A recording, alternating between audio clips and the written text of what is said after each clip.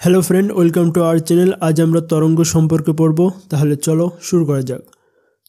তরঙ্গ কয় প্রকার? দুই প্রকার। কি কি? বিদ্যুৎ চুম্বকীয় তরঙ্গ আর যান্ত্রিক তরঙ্গ।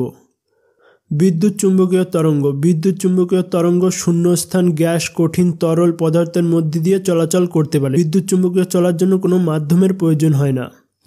তরঙ্গের দৈর্ঘ্য বৃদ্ধি পেলে আবৃত্তি কমে যায়, যার ফলে শক্তিও কমে যায়। অন্যদিকে তরঙ্গের দৈর্ঘ্য কমে গেলে আবৃত্তি বেড়ে যায়, যার ফলে শক্তিও বৃদ্ধি পায়। এই দুটো লাইন জলের মতন মুখস্থ করে টপাস করে গিলে খেয়ে ফেলবা, ঠিক আছে? এখন আর বোঝানোর টাইম নেই।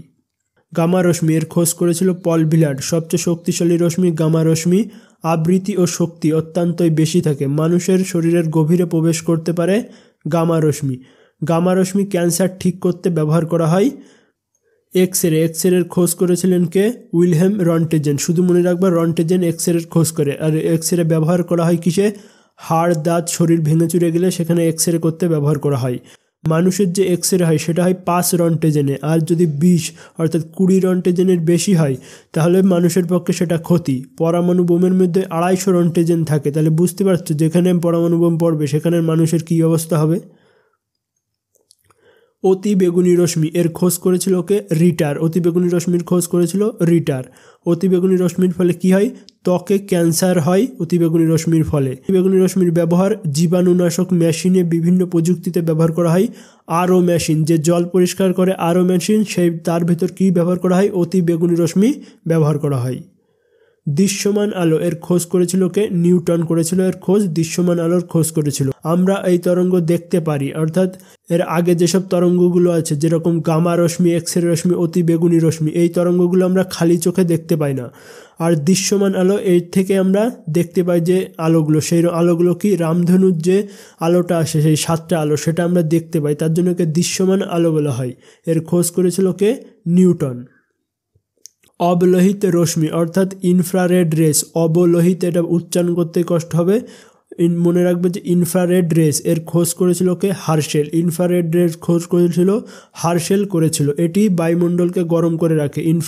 ইনফ্রারেড থেকে মেন ইম্পর্টেন্ট হলো এর ব্যবহারগুলো কি কি দেখো। Infrared night vision camera, CCTV, TV remote, TV tower, mobile টাওয়ারে ব্যবহার করা হয়। মাইক্রোওয়েভের খোঁজ করেছিল কে? Henry hertz. মনে রাখবে, শুধু হার্টসটুকু মনে রাখলেই হবে। মাইক্রোওয়েভের খোঁজ করেছিল হার্টজ। কিসে ব্যবহার করা হয়? এখানে একটা স্পেলিং মিস্টেক আছে, এখানে হবে set top box, dish TV, speedometer. Set top box, dish TV, স্পিডোমিটারে ব্যবহার করা হয় মাইক্রোওয়েভ। রেডিও তরঙ্গ, এর খোঁজ করেছিল কে? মার্কনি। রেডিও তরঙ্গের খোঁজ মার্কনি করেছিল। ব্যবহার কি? রেডিও, টেলিভিশন, রাডারে ব্যবহার করা হয় রেডিও তরঙ্গ। রেডিও, রাডারের ফুল ফর্ম কি? রেডিও ডিটেকশন অ্যান্ড রেঞ্জিং, ঠিক আছে? দেখো এখান থেকে কি কি মেন মনে রাখবে। গামা রশ্মির খোঁজ পল ভিলার্ড, সবচেয়ে শক্তিশালী, ক্যান্সার ঠিক করতে ব্যবহার করা হয়। 3 অক্ষরে শেষ গামা রশ্মি। এক্সরের খোঁজ রন্টেজেন করে, হাড় এক্সরে করতে, দাঁত এক্সরে করে ব্যবহার করা হয়, শেষ। অতি বেগুনি রশ্মির খোঁজ রিটার করেছিল, আরও মেশিনে ব্যবহার করা হয়। আর ত্বকে ক্যান্সার হয় অতি বেগুনি রশ্মির ফলে, সূর্যের থেকে যে অতি বেগুনি রশ্মি আসে। দৃশ্যমান আলো, এর খোঁজ নিউটন করেছিল, ব্যাস, আর কিছু না। অবলোহিত রশ্মি বা ইনফ্রারেড রেস, এর থেকে হার্শেলের খোঁজ করেছিল। নাইট ভিশন, সিসিটিভি, টিভির রিমোটে, টিভি টাওয়ারে আর মোবাইল টাওয়ারে ব্যবহার করা হয় infrared race. Microwave, set top box, dish TV, speedometer ব্যবহার করা হয়। আর রেডিও তরঙ্গ, রেডিও টেলিভিশনে ব্যবহার করা হয়। এর খোঁজ করেছিল কে? মার্কনি, শেষ। এবারটা যান্ত্রিক তরঙ্গ কি? যান্ত্রিক তরঙ্গ চলার মাধ্যমের প্রয়োজন হয়। যান্ত্রিক তরঙ্গ চলার জন্য মাধ্যম, আর বিদ্যুৎ চুম্বকীয় তরঙ্গ চলার জন্য কোনো মাধ্যমের প্রয়োজন হয় না। যান্ত্রিক তরঙ্গ 2 প্রকার। কি কি? অনুদৈর্ঘ্য আর অনুপ্রস্থ।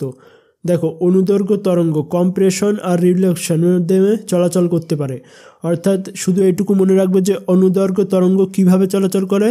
সম্পীড়ন আর বিরলনের মাধ্যমে চলাচল করে। সম্পীড়ন আর বিরলনের মাধ্যমে কোন তরঙ্গ চলাচল করে? অনুদৈর্ঘ্য তরঙ্গ। এর উদাহরণ কি?